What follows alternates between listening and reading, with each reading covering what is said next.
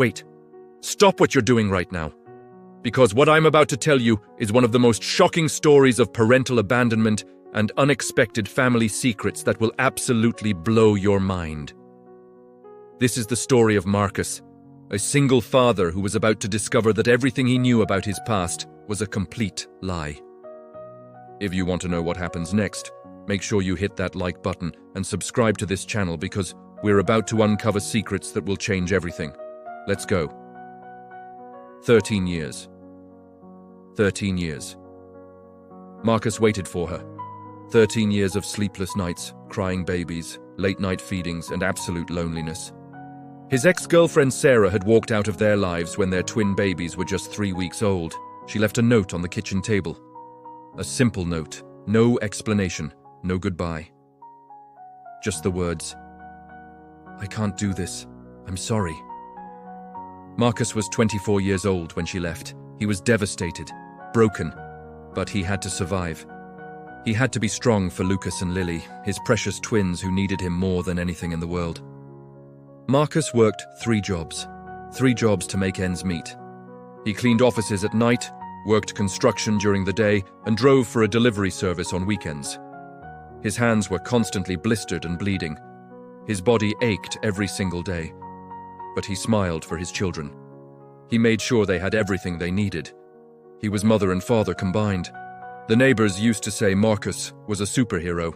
His boss said he'd never seen anyone work so hard without complaining. But the truth is, Marcus was breaking inside.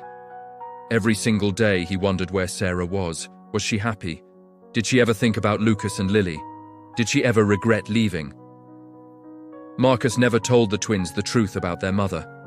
He told them she was working far away, that she loved them deeply, and that one day she would come back. He told them stories about her kindness, her smile, her beautiful voice. He protected their hearts from the harsh truth. But deep down, Marcus didn't believe she would ever come back. Years passed. The twins grew up. Lucas became interested in sports and music. Lily loved painting and reading. They were beautiful children, smart, kind-hearted, and resilient. They had no idea that their father had sacrificed everything just to keep them alive. Marcus would work 16-hour shifts, come home, help with homework, read bedtime stories, and then stay up all night worrying about money, about whether he was doing enough, about whether his children hated him for not having a mother.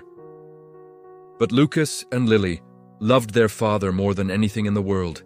They saw his dedication, they saw his love, and they never complained about anything. Then one day, 13 years later, Marcus received a phone call that changed everything. It was from a police officer in a neighboring city. Marcus's heart stopped. He thought something bad had happened. His hands were shaking as he answered the phone. The officer said, "Are you Marcus Johnson? We need you to come to the station. It's about an incident involving your children." Marcus's mind went blank. Lucas and Lily were at school. They were safe. They were home with a babysitter. What incident? What was going on? His imagination exploded with terrifying possibilities. Car accident, kidnapping, attack. Marcus drove to the police station faster than he'd ever driven in his life.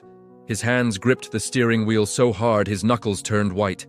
When he arrived at the station, his eyes met Lucas and Lily's through a glass window, and they looked just as confused as he was. They looked terrified.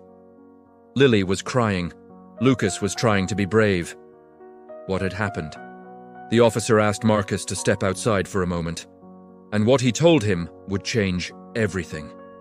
The officer said, "Mr. Johnson, we found something very unusual at the scene of the incident. There was a woman there. She was protecting your children, fighting for them. When we arrived, she was shielding them from harm." Marcus felt his blood run cold. A woman? Protecting his children? But Marcus didn't know any woman who would do that.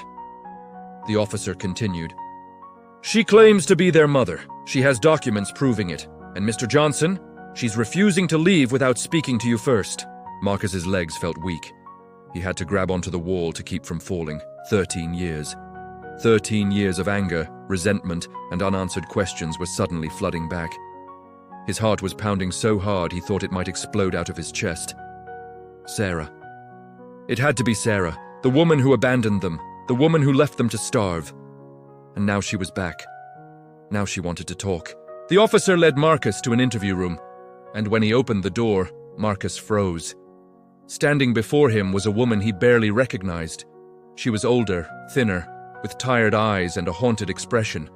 She looked like she'd been through hell itself. Her hair was graying, her skin was pale, her hands were shaking. And when she looked at Marcus, tears immediately started streaming down her face. She stood up slowly, and Marcus could see that movement caused her pain. She said, "Marcus, I know I have no right to ask you to listen, but please just hear me out. I have been searching for you and the children for 7 years. 7 years, Marcus, and I just found you. Please, before you say anything, just listen to what I have to say." Marcus was frozen. He couldn't move. He couldn't speak. His mind was racing.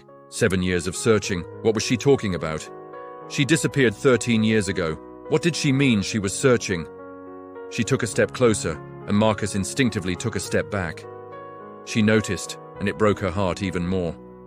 She said quietly, "I know you hate me. You have every right to, but I need you to know something. I never wanted to leave you. I never wanted to leave Lucas and Lily. I was forced to leave. I had no choice, Marcus. No choice."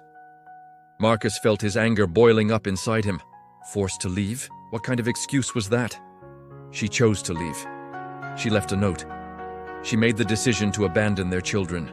But before he could respond, the officer knocked on the door and asked if Marcus wanted to see Lucas and Lily. Marcus nodded, and the officer brought the twins into the room. Lucas and Lily looked terrified and confused.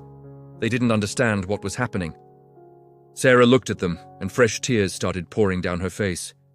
She reached out, but stopped herself. She didn't have the right to touch them. She said, "Hi, my name is Sarah. I'm your mother." The twins looked at Marcus with confusion and worry in their eyes. Lily whispered, "Daddy, who is she?" And that's when Marcus realized the weight of this moment. Everything was about to change. Everything was about to unravel. But none of them had any idea what was really coming next. What happened next would be absolutely devastating and shocking beyond their wildest imagination. Lily's question hung in the air like a bomb about to explode. "Daddy, who is she?" Those 4 words were about to trigger a series of revelations that would shake Marcus to his core. Marcus looked at his children, then at Sarah, and his voice was cold when he finally spoke. He said, "This is someone I used to know a very long time ago." But Sarah flinched at his words. She flinched like she'd been physically struck. She winced in pain and wrapped her arms around herself. She said, "Marcus, please, not in front of them. Let me explain. Front of... Alone, just the 2 of us. 20 minutes, that's all I'm asking for." The officer in the room looked at Marcus expectantly. Marcus wanted to say no. Every fiber of his being wanted to throw her out and protect his children from this woman who had hurt him so deeply. But something in her eyes stopped him. Something in her desperation made him pause. Something in the way she was holding herself made him wonder if she was physically ill. He told Lucas and Lily to wait with the officer, and he followed Sarah into another room. Sarah sat down slowly, like moving was painful for her. She looked devastated, exhausted, like she'd been carrying the weight of the world on her shoulders for 13 years. She looked like a woman who had been through more pain than one person should ever have to endure. She said, "Before I say anything, I want you to know that I have thought about you and our children every single day for the past 13 years. Every single day, Marcus. I have never stopped thinking about you, not once." Marcus crossed his arms. He didn't believe her. He said, "Then why did you leave? Why did you write that note and just disappear? Do you have any idea what you did to us?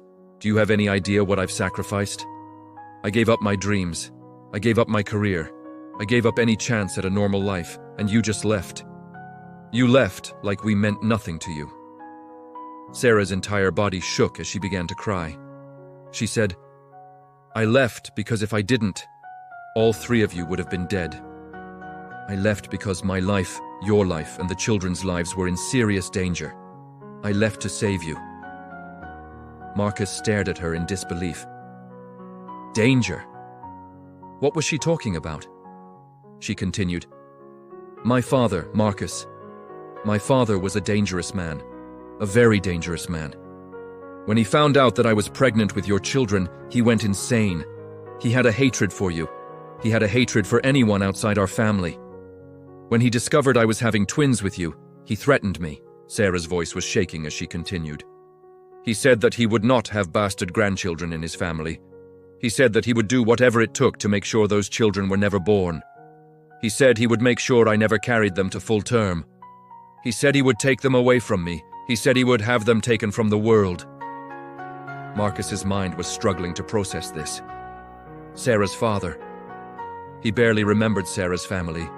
He remembered a stern man who didn't approve of him. But this was something entirely different. Sarah continued, "He threatened to kill the children, Marcus. He threatened to kill me. He had connections to people who actually would have done it.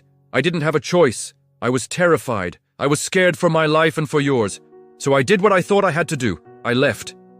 I took myself away from you and the children so that you would all be safe. I thought if I disappeared, he would lose interest. I thought he would stop looking for us."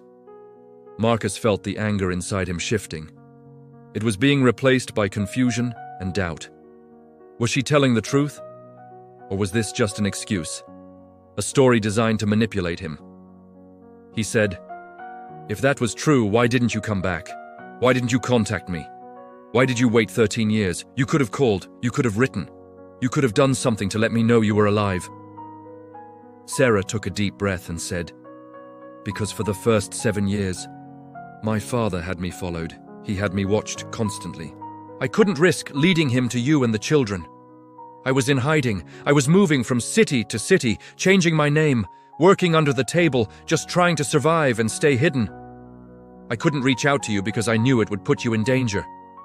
Every time I thought about calling, I remembered his threats, I remembered his cruelty, and I realized that silence was the only way to protect you."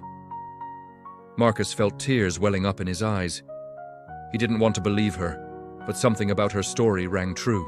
Something in the way she spoke, the pain in her eyes, the way she carried herself. It all seemed real. She continued, "Then, 5 years ago, something changed. My father died, Marcus. He had a heart attack. And when I heard that he was gone, when I knew that he could no longer hurt us, I started searching for you. I started trying to find you and the children." Marcus's voice was shaky when he asked, "Why didn't you come to me directly? Why did you wait until now? Why did you spend 5 years searching instead of just coming back?" Sarah said, "Because I was afraid, Marcus. I was afraid that you would hate me. I was afraid that the children would hate me. I was afraid that I had ruined everything, and I was right to be afraid. You do hate me, but I had to find you. I had to make sure you were alive and okay." But then Sarah's expression changed dramatically. She reached into her bag and pulled out a folder. She said, "I need to show you something. Something that will prove everything I'm telling you." She opened the folder and showed Marcus documents. Medical records, police reports, everything seemed to check out. Death certificate for her father, arrest records, witness statements from people who saw him make threats. You could verify everything she was saying. But then Sarah said something that made Marcus's blood run cold. She said, "I'm sick, Marcus. I'm very sick. The doctors give me maybe 6 months to a year to live. I have terminal cancer, stage 4. It's in my lungs, my liver, my bones. I've been keeping it a secret because I didn't want you to take pity on me.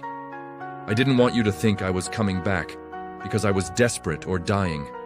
I wanted to find you because I needed to make things right. I needed you and the children to know the truth before I'm gone, before I run out of time." Marcus felt the room spinning. He felt like he was going to be sick. Sarah had sacrificed everything to protect them. She had spent 13 years in hiding, searching for them, only to discover that she was dying. She was running out of time. She came back not to reclaim her life, but to make peace before she disappeared forever. He wanted to say something, but he couldn't find the words. His emotions were overwhelmed. Anger, pity, confusion, relief. All mixed together in a confusing emotional cocktail. Sarah said, "I don't expect you to forgive me. I don't expect anything from you. But I'm asking you, please, let me know them. Let me know Lucas and Lily before I'm gone. That's all I'm asking for. Just a little bit of time with my children. Just enough time to be their mother for a few months. That's all I want. And then she broke down completely. She sobbed like her entire world was falling apart. Because it was. She had lost 13 years with her children, and now she might have even less time left than she thought. Marcus stood there, watching this woman who had abandoned them cry uncontrollably. And he realized something. He realized that he didn't have the full story. He realized that his 13 years of anger might have been misdirected. He realized that Sarah was telling the truth. But he also realized something else. He realized that Sarah wasn't telling him everything. There was still something she was hiding, something important, something that would change everything. He said to her, I believe you. I believe what you're telling me, but there's something else, isn't there? Something you're not saying. What is it? What else are you hiding from me? Sarah looked away. She wouldn't meet his eyes. She started trembling. She said quietly, There is something else. There is something I found out only recently. Something that changes everything about our past. Everything. Marcus leaned forward intensely. What? What is it? Tell me. Sarah took a shaky breath. She looked like she was preparing to tell him something that would destroy him. She said, I need to show you something. Something I found out only recently. Something that will explain everything about our past, about your past, about the children's past. Marcus felt his stomach drop. He said, What are you talking about? Sarah stood up slowly, still wincing with pain. She said, I have to show you, not tell you. Will you come with me to my apartment? There are things there that you need to see. Things that will explain everything I can't tell you here. Marcus should have said no. Every instinct told him to say no. But something drove him forward. He agreed. They left the police station with the officer's permission, telling them they would return with the children shortly. Sarah took him to her small apartment across town. It was modest, almost bare. Like she had never really settled anywhere. She had been running for so long that she couldn't even settle into an apartment. She led him to a bedroom that was covered with photographs. Hundreds of photographs. All of them were of Marcus, of the children, of the life he'd built without her. There were newspaper clippings, articles about Marcus being recognized as an outstanding citizen, awards for his work, community service recognition, photos of Lucas and Lily at school events, photos of them playing in the park, photos of them laughing. Every achievement their children had made, Sarah had documented. She had been watching their entire lives from a distance. Marcus felt tears streaming down his face, but they were tears of confusion and pain. Sarah said, I know this looks obsessive, and it is obsessive. But Marcus, I needed to be close to you somehow. I needed to feel like I was part of your lives, even if I wasn't. I needed to know that you were alive and okay. I needed to know that the children were safe and happy. Then Sarah walked to a wooden box hidden behind a painting. She opened it with trembling hands and pulled out a series of letters. Hundreds of letters. Boxes and boxes of letters. She said, I wrote you a letter every single day for 13 years. I never sent them. I was too afraid, too ashamed. But I wrote them anyway. I poured my heart into them. I told you about my pain, about my longing for our children, about everything I was experiencing. I told you about the places I was hiding. I told you about the men chasing me. I told you about my father's threats. Every single day, Marcus, I wrote you a letter. Marcus picked up one of the letters and opened it. The handwriting was beautiful but desperate. Sarah had written about how much she missed him, how much she regretted everything, how much she wanted to be part of their lives. She wrote about the pain of being separated from her children. She wrote about the nights she couldn't sleep because she was thinking about Lucas and Lily. Marcus read several letters, and each one broke his heart more than the last. He said to Sarah, I don't know what to believe. I don't know what to think anymore. This is too much. This is insane. But then Sarah said something that made Marcus's entire body go rigid. She said, There's one more thing, Marcus. Something about Lucas and Lily that you need to know. Something that nobody knows. Not even the children know, and it's going to change everything. Marcus looked at her intensely and said, "What? What is it? Tell me." Sarah sat down slowly and said, "The twins aren't biologically yours, Marcus. Well, Lily isn't anyway. Lucas is your son, but Lily..." She paused, struggling to get the words out. "Lily's biological father isn't you." Marcus felt like the earth had been pulled out from under his feet. He said, "What? What are you talking about? What do you mean Lily's biological father isn't me?" His voice was shaking with anger and confusion. Sarah said, "I was unfaithful when I was pregnant with Lily. I was scared, overwhelmed, and I made a terrible mistake. I slept with someone else, someone dangerous. Lily's biological father isn't you, but Marcus, you need to understand, it doesn't matter. You are her father in every way that matters. You raised her, you loved her, she's your daughter, she's always been your daughter." Marcus felt like he couldn't breathe. His entire world was collapsing. He had thought Sarah was coming back because she realized she had made a mistake. He thought she had discovered the truth about her father's cruelty and had fought to get back to them. But now it seemed like their entire relationship was built on lies. Lucas was his biological child, but Lily wasn't. What did that mean? How could he process this? He said angrily, "Who? Who is her biological father? Does he know? Does Lily know?" Sarah said, "No, no one knows. And that's the thing, Marcus. Lily's biological father, he was dangerous. He was even more dangerous than my father. When I discovered I was pregnant, he told me he didn't want anything to do with the baby. He told me to get an abortion or he would kill me and the child. He was serious, Marcus. I was terrified. I was in a nightmare." Marcus felt his anger mixing with pity and confusion. He said, "Why are you telling me this now? Why does this matter? What difference does it make?" Sarah's expression became even more serious. She said, "It matters because that man, Lily's biological father, he's here. He's in this city. I've seen him. I've spotted him multiple times over the past month, and I'm terrified that he might find out about Lily. I'm terrified that he might try to take her or hurt her. That's another reason I've been watching you and the children. I've been trying to keep you all safe from him.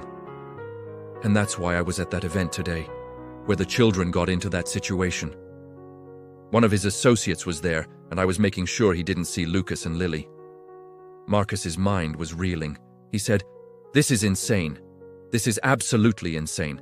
You're telling me that I have to protect my children from a man who doesn't even know they exist? From a man who wanted to kill you and his own child?" Sarah nodded and said, "Yes.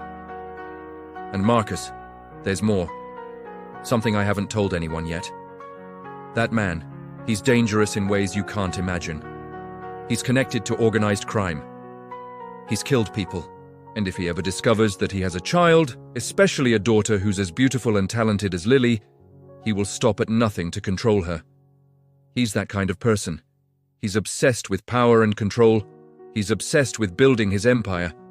And he will see Lily as an asset, as someone he can use." Marcus stood up and started pacing. He felt like his mind was about to explode. He said, "I need time to process this. I need to think about what you're telling me. I need to figure out what's real and what's not. This is too much information. This is too crazy." Then he turned to Sarah and said, "Does Lily look like him? Could he recognize her if he saw her? Is she in danger right now?" Sarah said, "I don't think so. She looks like me. She has my features, my coloring, my eyes. She doesn't look like him at all. But he might recognize something in her mannerisms, the way she moves, something subtle that could trigger his memory. He's very perceptive, he's very intelligent, and he's very determined. If he suspects that she's his daughter, he will pursue it relentlessly." Marcus realized that he had just become responsible for protecting a child from a criminal who didn't even know she existed. He realized that Sarah's story, as unbelievable as it seemed, was actually protecting him and his children from a real danger. But he also realized that everything had just become infinitely more complicated. He said to Sarah, "I need you to tell me everything. Everything about this man. His name, his connections, his habits, where he frequents, everything. And I need you to help me keep the children safe. Because if what you're saying is true, then we have a serious problem. We have a very serious problem." The police sirens filled the night as Marcus raced toward his apartment with Sarah in the passenger seat. His hands were shaking so violently he could barely hold the steering wheel. Sarah was on her phone, frantically calling people, trying to figure out what was happening and who was attacking. She said, "I knew this would happen. I should have been more careful. This is my fault. I should have never come back." But Marcus didn't have time for guilt. His only focus was getting to his children. When he arrived at the apartment, police had already surrounded the building. Dozens of police cars. Officers with weapons everywhere. The street was absolute chaos. The officer explained that they had caught 2 men trying to force their way into the unit where the babysitter and children were hiding. The men had fled when they heard the sirens but were apprehended a few blocks away. Marcus rushed upstairs and found Lucas and Lily huddled in a closet, absolutely terrified and crying. Marcus wrapped them in his arms and held them so tightly he was afraid he might break them. Lily was sobbing. Lucas was shaking. They thought they would never see their father again. "I've got you. You're safe now. Daddy's here." "You're safe," Marcus whispered desperately. The detectives questioned the 2 men they apprehended, but they refused to talk. No identification, no phones, nothing to trace them back to Marcus Ricci. But Sarah identified one of them. She said she had seen this man before, years ago when she was in hiding. He was definitely one of Ricci's associates. An enforcer. Someone sent to kidnap the children. The police told Marcus they would increase patrols in the area, but there wasn't much else they could do without concrete evidence. Marcus realized he couldn't stay in his apartment. He wasn't safe. The children weren't safe. Nobody was safe anymore. He made a decision that he never thought he would make. He decided to run. He would take his family and disappear into the night, but before he could leave, Sarah told him something that stopped him cold. She said, "Marcus, running won't help. Ricci will find you eventually. He has resources. He has people everywhere. He has connections in every city, every state. Running will just delay the inevitable. We need to end this. We need to stop him. We need to fight back and end this nightmare." Marcus said desperately, "So what am I supposed to do? Just stay here and wait for him to take my children? Just wait for him to kill us all?" Sarah took a deep breath and said, "I have a plan, but you have to trust me completely. It's going to be risky. It could backfire, but it's the only chance we have to end this nightmare once and for all." Sarah's plan was bold and dangerous. She would use herself as bait. She would contact Ricci and tell him she wanted to negotiate. She would say she was tired of running, that she was dying anyway, and that she wanted to make a deal for the children's safety. When he arrived to meet her, law enforcement would be waiting. They could arrest him. With Sarah's testimony about his threats and his connections to organized crime, they could put him away for a very long time. Marcus was horrified by this plan. He said, "You could be killed. He will kill you the moment he sees you. He's a murderer, Sarah. He's ruthless," Sarah said. "I'm dying anyway, Marcus. I have maybe 6 months left. At least this way, my death would mean something. At least I would be saving my children. I would finally be doing something right. I would finally be the mother they deserve." The police agreed to help with the plan after Marcus and Sarah explained everything. They set up surveillance equipment and provided hidden microphones. They created a detailed plan to apprehend Ricci safely. Sarah made the call to Ricci's organization and requested a meeting. She told them she had information about a valuable asset. Information about something that Ricci wanted. Something that would make him very happy. 3 days later, Sarah met him at an abandoned warehouse on the edge of the city. Marcus watched from a distance, hidden with law enforcement officers, his heart pounding with terror and anticipation. His entire body was shaking, his palms were sweating. He was absolutely terrified that Sarah would be killed. He was terrified that the plan would fail. Sarah walked into the warehouse alone, exactly as planned. Seconds later, Marcus Ricci appeared.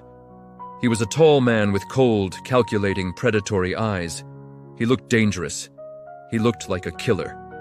He looked at Sarah and said, "Well, well, well.